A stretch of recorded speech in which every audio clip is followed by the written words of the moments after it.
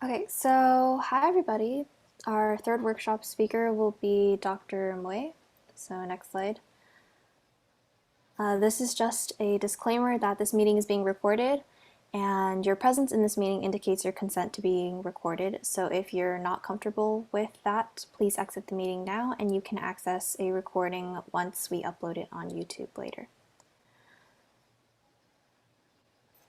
So introducing Dr. Susan Hmwe, a Senior Clinical Data Manager at the City of Hope in Doherty, California. Dr. Hmwe has over 20 years of oncology clinical trials experience, which contributes to her strong background in biomedical science, clinical research, and clinical trials. Dr. Hmwe has managed phase 1 to 2 solid tumor and hematology studies involving investigational drugs, biologics, and combination products, as well as industry-sponsored and investigator-initiated trials in the field of oncology diagnostics. She currently oversees the NCI and CT.gov clinical trials registration and results reporting department. Today she'll be talking about clinical trials and data management. So please welcome Dr. Hmwe. You Thank can share your you. screen now. Can you hear me well? Yes. Okay. Thank you for your kind introduction. So let me share my screen.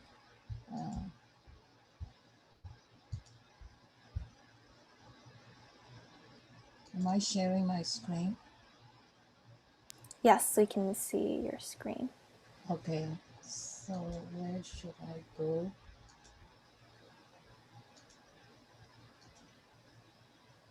You can see my slides here? Yep. Yes, we do. Okay, good. So first of all, I would like to make the disclaimer that throughout these talks are my opinion, my own opinions and my views and my 30 years of experience of the clinical trial experiences here. So it has nothing to do with City of Hope, and I'm not allowed to discuss this City of Hope's clinical trials specifically, but I can generally share with my experience with the clinical trial conduct, what needs to be done and what is clinical trial, why we need to manage the data. So first of all, I would like to see how many of you are high school kids and how many of you are from the undergrad kids? If you can kindly please type in 1 if you are high school kids, and if you are undergrad kids, and I would like to know, please type in 2.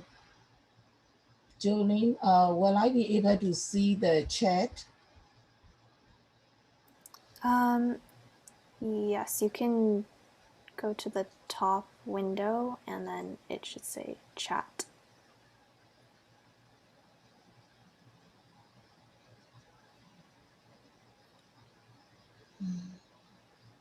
I can see the participant, but I do not see the chat here. So from your end, and the majority of them are high school kids or Majority undergrad high kids? school and Okay, some college, yes. some of them are undergrad. Okay, Mm-hmm. good. So that I know the audience that um, how deep I can go with the knowledge, because the 20 years of the knowledge, and I cannot just summarize it and condense it into the 20 minutes. So I have to pick and choose which will be beneficial for you, because I'm quite sure some of them are undergrad, some of them are high school kids, and you guys are still trying to figure out, I want to be a doctor, I want to be a programmer, I want to be a medical knowledge. Anyone, any subject, any major that you are going is relevant to this clinical trial conduct. You have a role to play. So I will guide you through the process, so that not a lot of people were thinking, oh, I'm not interested in the healthcare, but day to day, my on my job is I am working with programmers and data architecture, data analysts, and data managers and research coordinator, physicians and nurses. Not only the medical knowledge, we also need the technology. Why? And I will tell you, this is my passion. And my dissertation is also all about how can technology improve our today's clinical trial conduct. So first of all, I'm quite sure you guys are high school kids ready. So you guys knows what is the molecule, right? And from molecule to end to end means that to become a medicine, it's a long and a very long journey to go. So from the bench and the scientists discover this molecule ABC is the good for lymphoma, leukemia, or lung cancer, and they need to make sure this drug is working for the patient at the bedside so that clinicians can use as well. So what are clinical trials? And that's my first question. Every summer, I kind of mentor and coach the high school kids and undergrad kids. So how can we conduct the clinical trial along the way that, okay, your area of interest is just about the programming or just about the data architecture. We need everyone's contribution. So before we do that, you need to understand what is the clinical trial, right? So let's go to next slide. Clinical trial means that you have to, they are scientifically proven study for the human volunteers. And I will tell you why I stress the human to determine the safety of the drug and the efficacy of the drug and also tolerability of the drug. That should we give the 200 milligrams, should we give the 100 milligram for these patients? You are trying to test it out. That's what they call clinical trial. So these patients are volunteer, must be, you cannot coerce and force the patient to participate in your trial. And also as a clinicians and as a research team member, you need to make sure the toxicity of the drugs and also benefits these patients will receive needs to be balanced and these benefits must outweigh this risk. If the toxicity is too high, we are not allowed to do that. That's why we have to do it. So from the laboratory all the way to the bedside that's the clinical trial journey, and I will walk you through that. Before we do that is you have to remember in the laboratory and you discover the molecule and hey, this molecule might be working for this disease and let's test it out.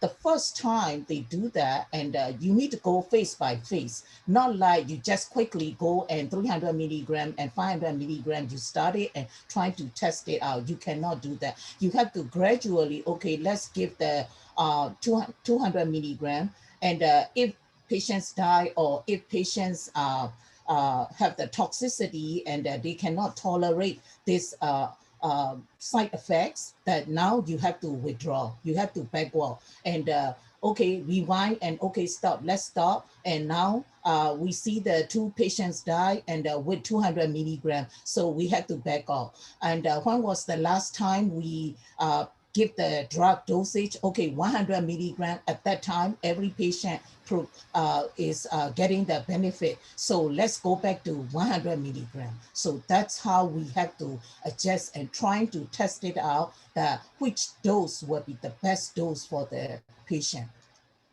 And also, if you discover, okay, now we know that 200 milligram, 180 milligram is the best dose and safest dose for our patients. So in that case, you have to redo your protocol, means that you have to rewrite your protocol and saying that, okay, let's escalate this trial to the next level, which is called phase 2. So phase 1 is you are trying to test maybe 10, 12 patients only, but now phase 2, you can start testing maybe 20, 40 patients. And phase 1 is mostly trying to see which dose will be the safest dose. And phase 2 is now you start seeing that, okay, if we give the 200 milligram and patient's tumor just shrink and disappear, okay, this is we have the efficient efficacy. You know that now if we go to the 200 milligram and this tumor will shrink. If you stay with the 190 milligram, the tumor will not shrink. So I'm trying to simplify the scientific views and thinking to the to your day-to-day thinkings here.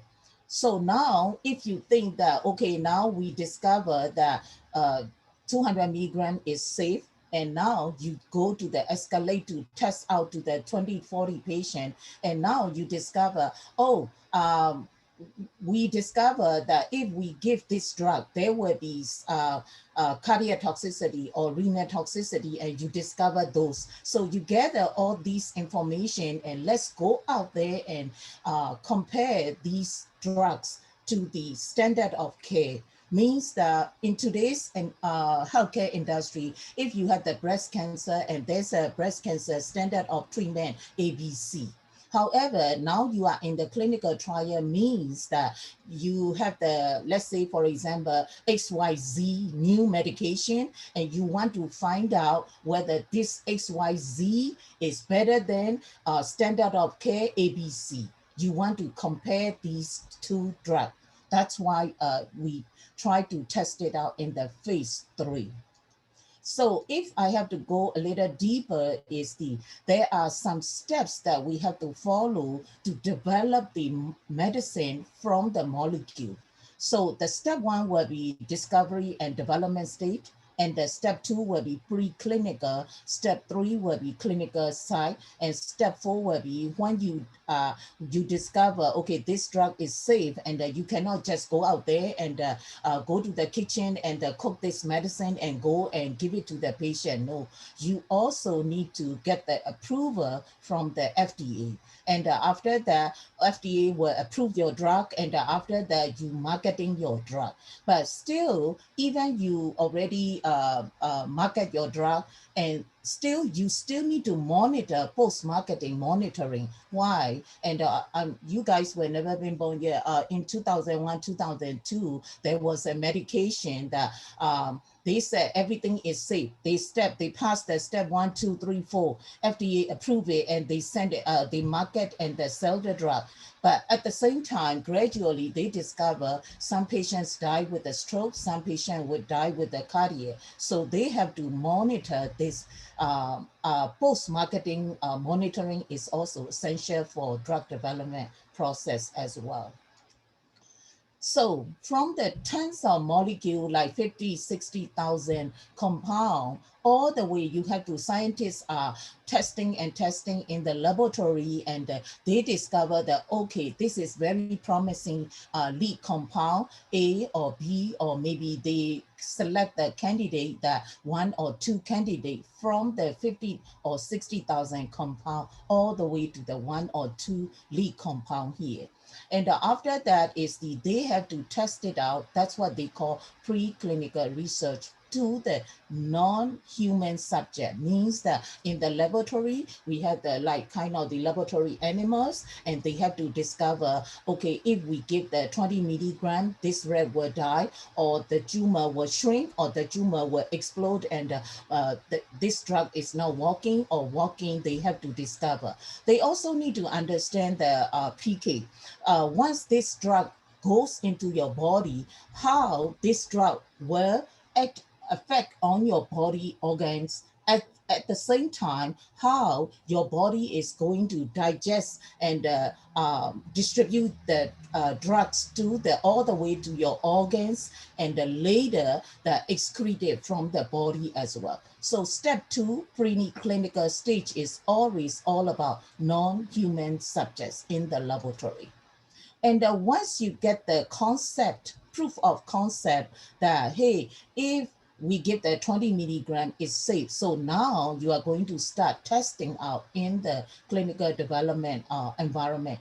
starting with the human. So again, phase one is the first time you test it on the human, and after that you increase the patient to 20, 30, 60, and a few hundreds. And after that, if you know the efficacy of the drug, and now you are going to compare the drugs with the standard of care with your compound, your medication. And step 4 is to evaluate long-term post-marketing as well.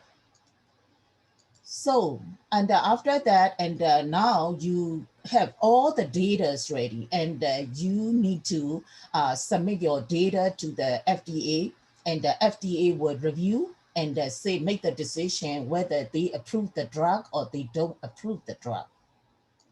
And again, that even if FDA already approved it, you still need to monitor whether they, in the long term, and when they take this medication, whether patient are having the stroke or cardiac toxicity, you still need to monitor.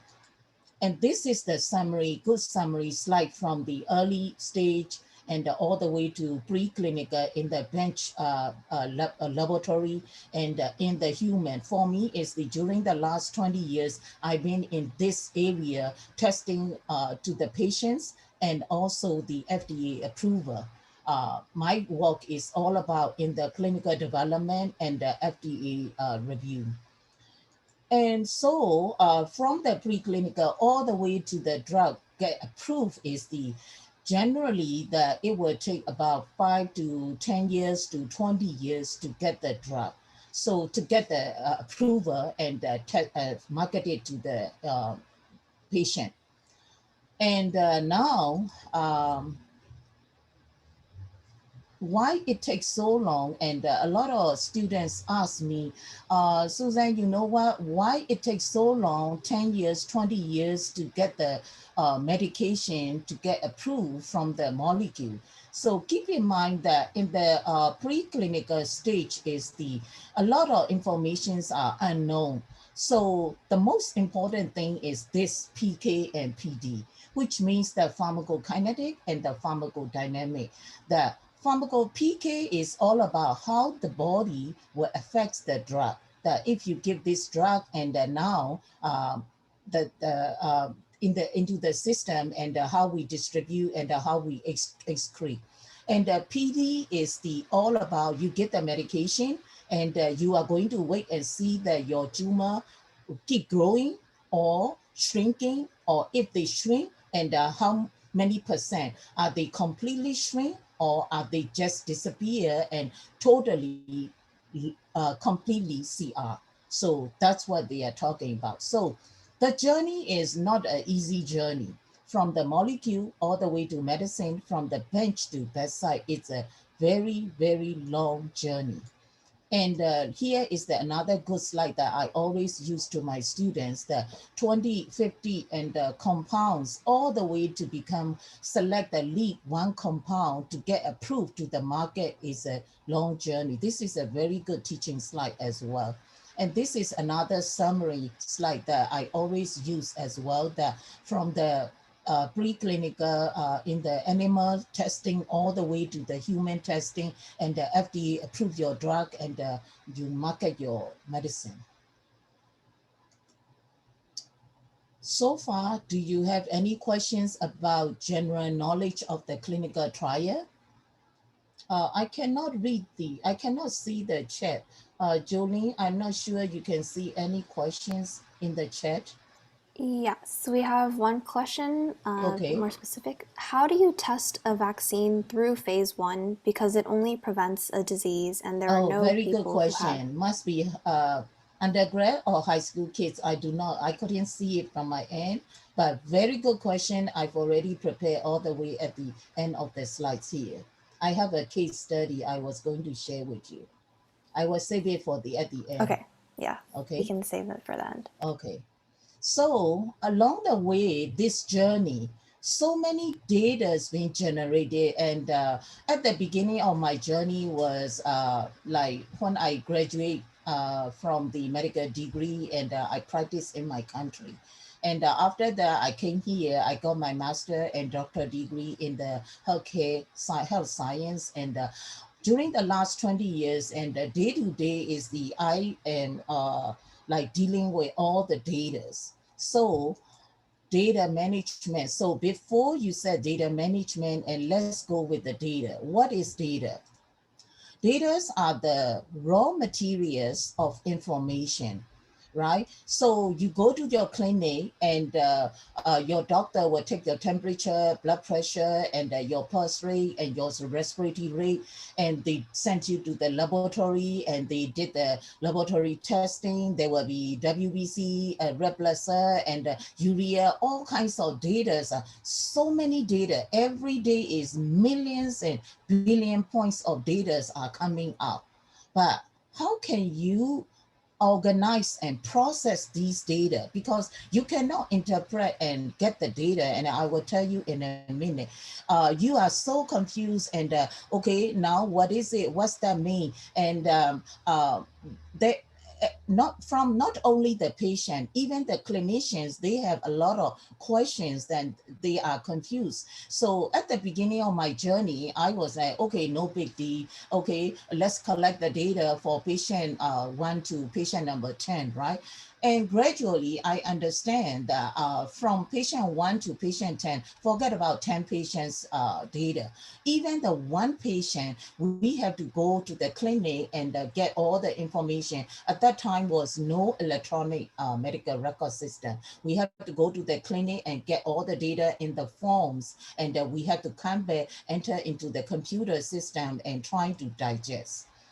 So now you need to process. Apparently, so many data points, and you cannot interpret what's that mean. I'm talking about only one patient, and you cannot. It will not tell you what's that mean, and I will connect it for you. So you still need to process these data. And what do you mean process, Susan? It's so easy. They've already entered that blood pressure is 120/80, right? But still, to be able to uh, uh, review your patient, cure your patient in the holistic view is you still need to organize, okay? If blood pressure is okay, now 20/80 does not mean anything. 20 millimeter mercury or 180 millimeter mercury, you need to have a measurement skills as well. And also there are some data are structured data, and in today's environment is the only 20% of the data are structured data. What's that mean, Susan? Structured data means that you've already had the 120/80 or yes or no, and that they've already have the clear conclusion.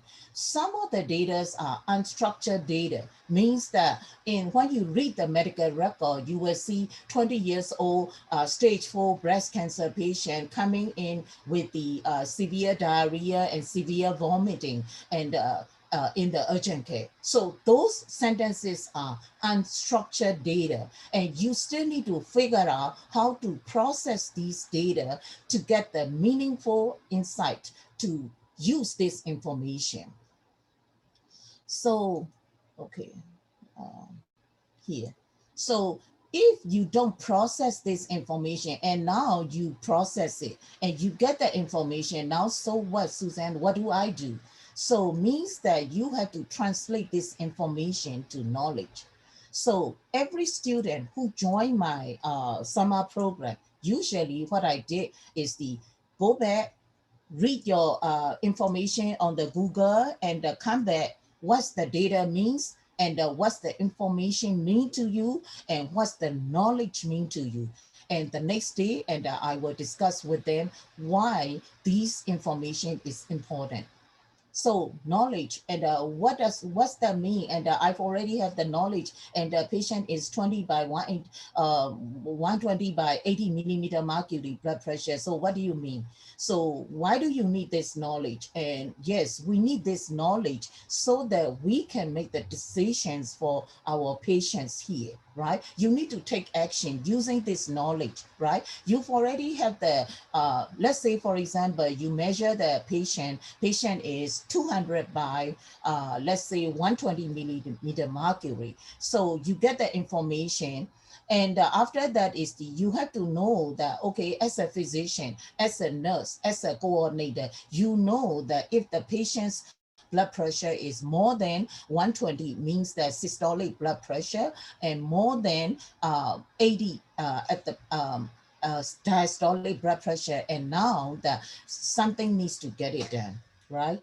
So after that is now, let's say, for example, the kind of in the data environment, you need to know these concepts.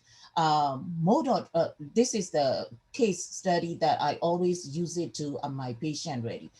At the level of the, okay, how far is from here to Burma, right? 8,284. So if you said 8,284, I don't understand how to interpret that. And if you say, okay, from United States to Burma is the 8,284 miles. And now I know, okay, miles.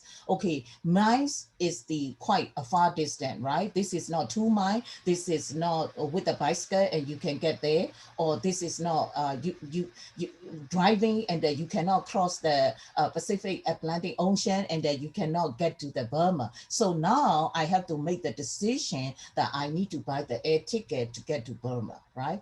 So another scenario is in the doctor's case, and which I always use it as well. The patient come in and good morning, Dr. Smith, and I'm having the headache and dizziness. What should I do?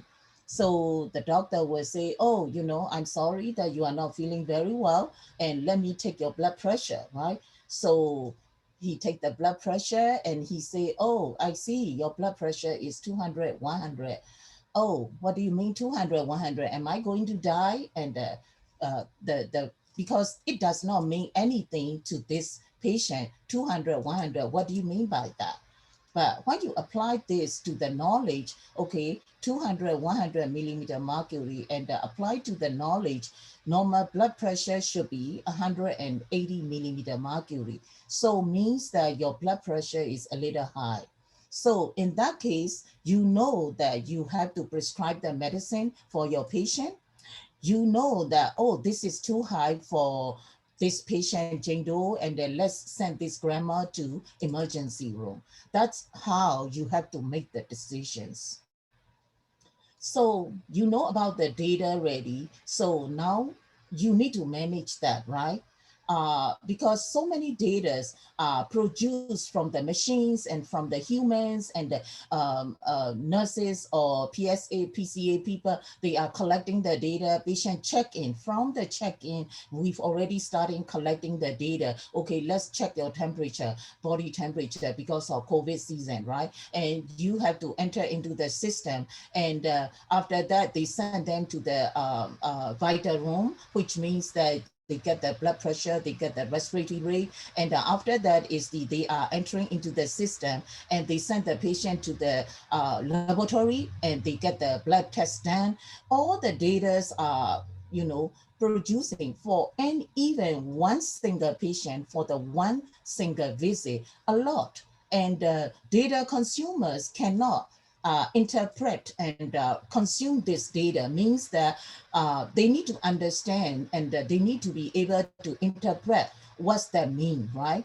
So for me, it's the day-to-day that the humans are entering into the system, and even the system is, there are so many systems. For me, is the on my job, I'm dealing with the 3 internal system and 2 external system outside. So 5 system for the one patient. How can you keep up the work here? Let's say, for example, if you are the clinician and you go to the clinic and you ask your nurse, hey, how many patients are coming today? And the nurse will say, oh, we have 12 patients to see today, right? And after that, you will say, okay, during the last 30 days, that how many diabetes patients are receiving the hemoglobin A1C test, you want to figure out. So for the clinicians, for the data analysts, and for the data scientists, and to be able to consume the data, we have to enter all these data from the different system and different human being methodologies entering into the data warehouse, ginormous data warehouse, and they enter into the system. And after that is we translate them to the, okay, let's put it to the, create the data mart for the studies, and create the data mart too. Data mart means the data just for the patient or data just for the studies. And after that, you have to create the even the QA report, QC report, or if you are the scientist, that you can do a lot of analytic testings here. You can do the analysis as well. So this is another example that you did the blood pressure, right? 20 years ago, even until 10 years ago, is some of the clinic, you go there and they will take, okay, this is, you have the 130 to 90.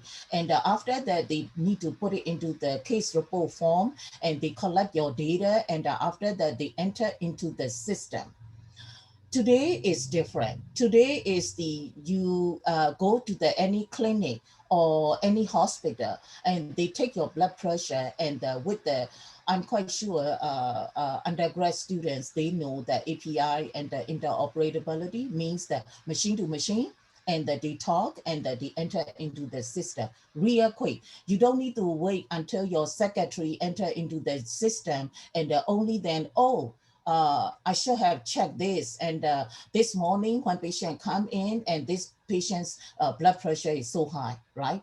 But now is in your clinic, you can see that, oh, patient walks into your room, but before they walks into your room, they went to the vital room, right? And in the vital room, and they've already take the blood pressure, and this message information was flow into your system right in front of your iPad. So means that when the patient walks into your clinic and you can see that, oh, your blood pressure is 200 by 100 and I better give you the blood pressure medication, or I better give you the, I better send you to the ER and we need to bring down your blood pressure. So you can save a lot of lives here.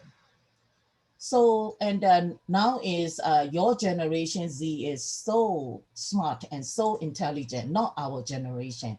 So your generation is creating so many apps here that even, for example, patient is taking the pills, right? So whether they take the pill or not, and they just enter into the smartphone, and your doctor will receive the message, okay, now she's taking the medication. They don't need to call you and remind you.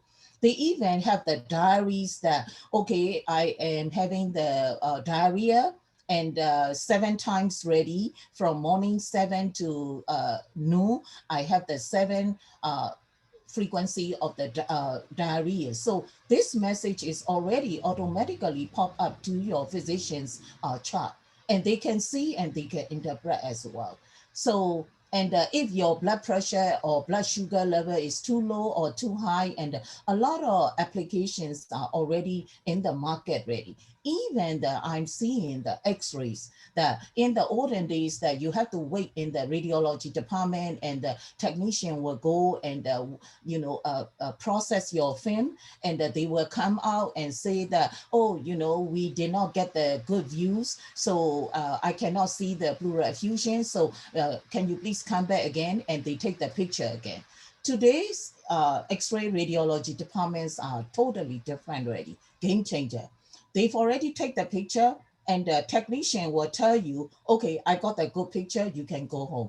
And this message will flow into the medical record system. Radiologists in their office, they can see, oh my goodness, this patient has the cardiomegaly. Oh, this patient has the pleural effusion, and we better take action. They can save so many lives here.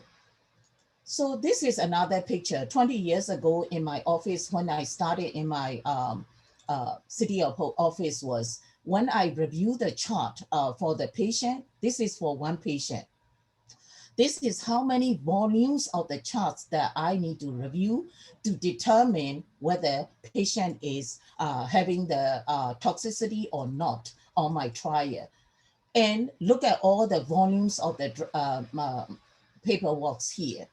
But now today is everywhere is physicians, you stay in your own office, and even the telemedicine, and especially in this pandemic, you cannot go to your doctor's office and they just like have a video conferencing. Okay, I'm having diarrhea or I'm having dizziness, and they are giving you the prescription. Everything is electronic nowadays.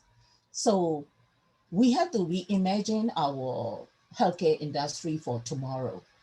And to become a one-stop shop means that clinicians who is taking care of you in their iPad or computer, they should be able to see what's going on with your X-ray, what's going on with your laboratory test, what's going on with your EKG, and they should be able to make the decision what kind of action items should follow.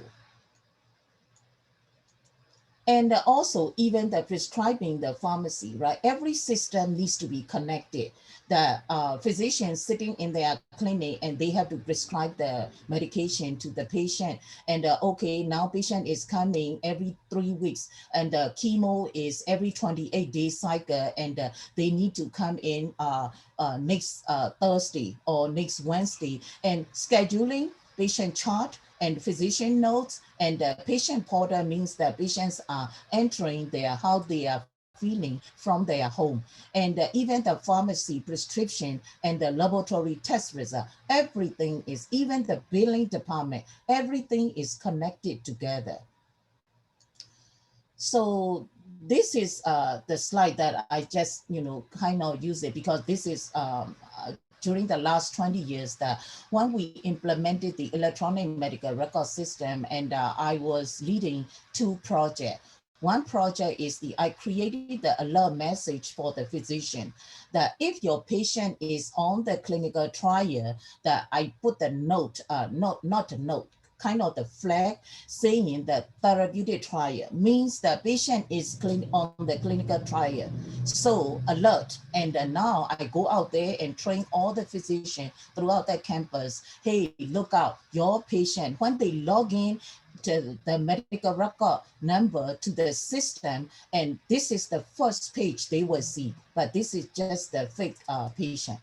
And when they see the flag, and they will know, they are trained to check this little box, which little box means that any contraindicated medication, if the patient is on the medication ABC, and whether they are allowed to take the medication XYZ, yes or no, because some of the medication will have a synergistic action, and some of the medication, if you use it together, their effects will be erased and there won't be any benefit for the patient. Or there will be synergistic action, and they have the blood pressure will go down, and your medication is also have the hypotensive effect, right? So means that this patient's blood pressure will go down to the dangerous level. So we cannot allow that happen. So for me, as a retired physician, as a scientist for the 20 years, and my focus is all about patient safety and data integrity.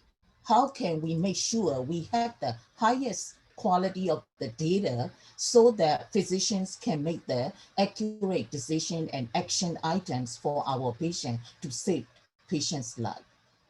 And this is kind of the tomorrow's, your generation will be playing in this role. Technology is evolving, no doubt. Now is we have the artificial intelligence, machine learning, deep learning, and the natural language processing. And some of my papers and my scientific contributions were in this area. Means that still we are in the descriptive analytic, but some of the companies or healthcare industries are already predicted and prescriptive as well. What's that mean, Susan? Means that, for example, the work that I'm doing on my job is I'm trying to find using the natural language processing and writing the code, and hey, show me if you have the biomarker ABC, and what this patient, for example, breast cancer patient will live, like overall survival is how much, right? Do they live 20 years? Do they live 10 years after the medication? That's how you write the command to the system, to the, remember the data warehouse, and abstract the data. Oh, if you have the biomarker CD34, that you will have a better chance of survival, or you will have a less chance of survival. So now gradually we are going into the predictive analysis here. So what will happen in the future, right?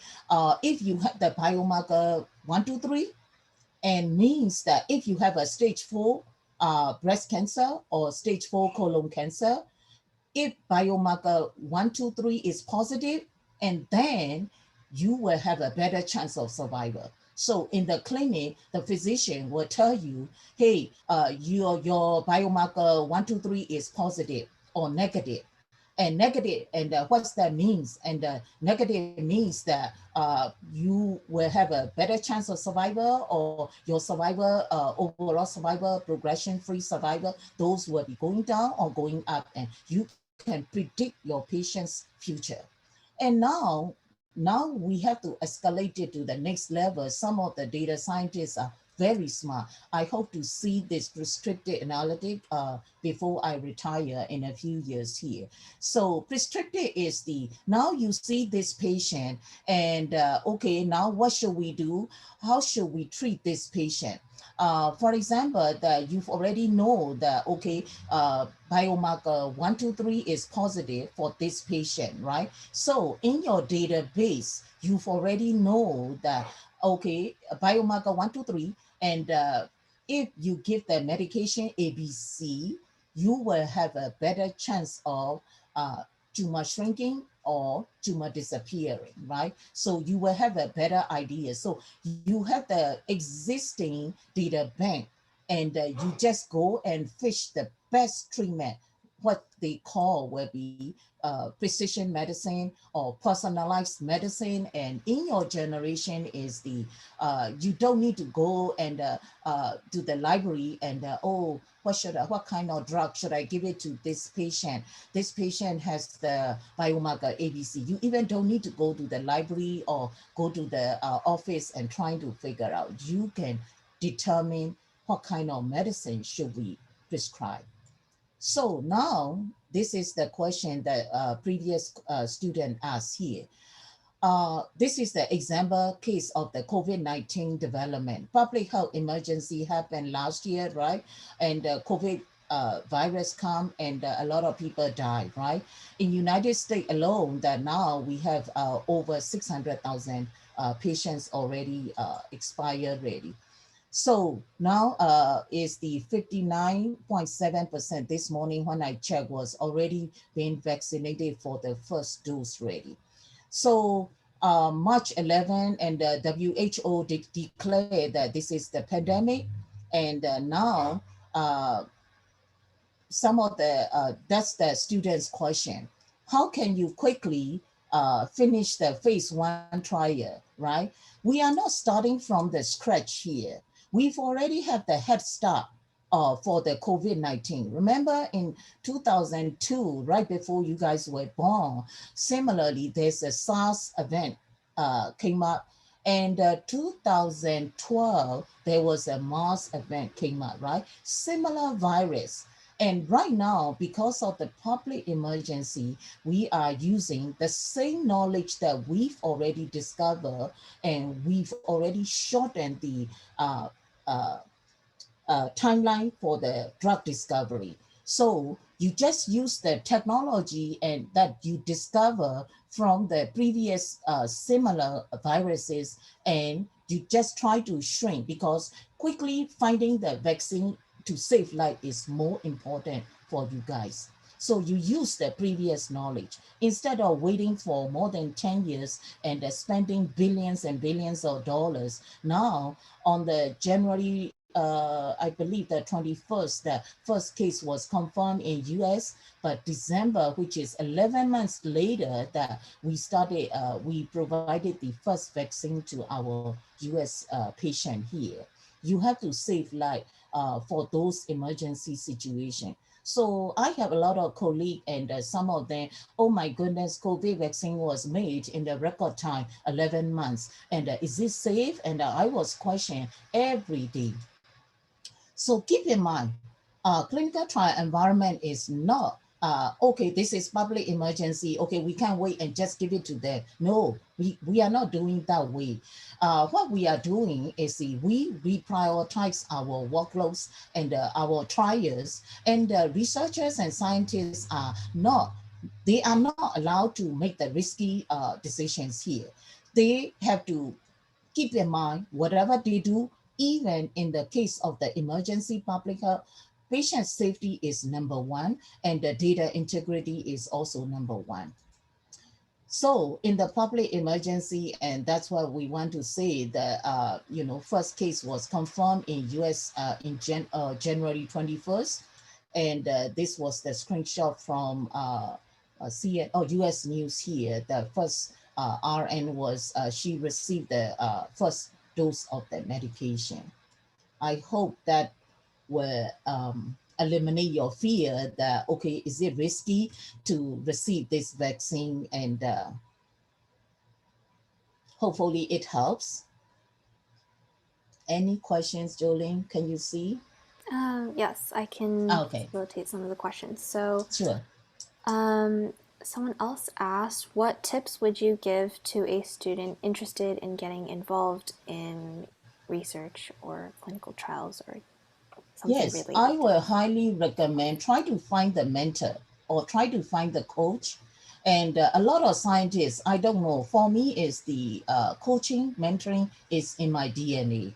So usually is the during the weekend, I volunteer my time to the local communities and trying to teach epidemiology or anatomy or data analysis, like those kind of things. So a lot of scientists, I'm quite sure that they are willing to share their works because our generation needs to hand over this baton to the next generation, like you guys. You guys needs to take over, but find a mentor and coach and shadow with them, and if they are bench scientists, follow with them and how they do their DNA analysis, how they are doing the genetic testing. That's how you will see.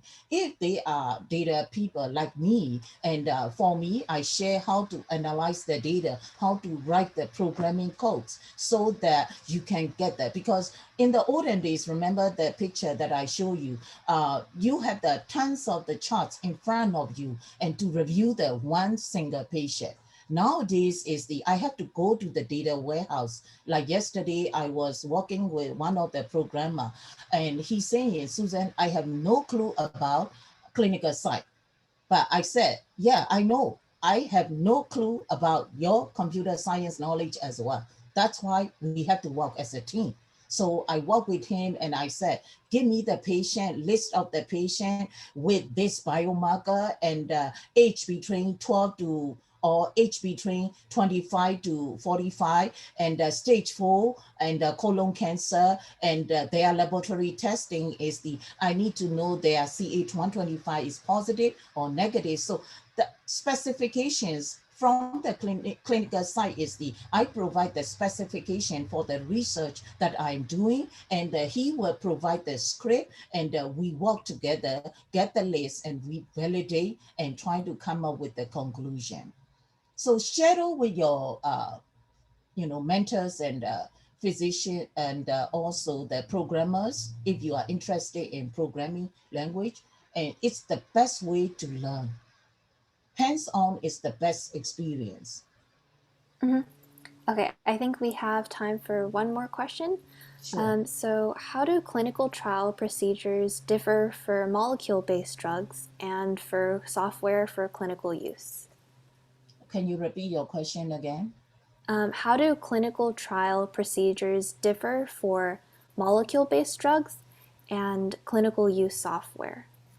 Okay, that's very vague question.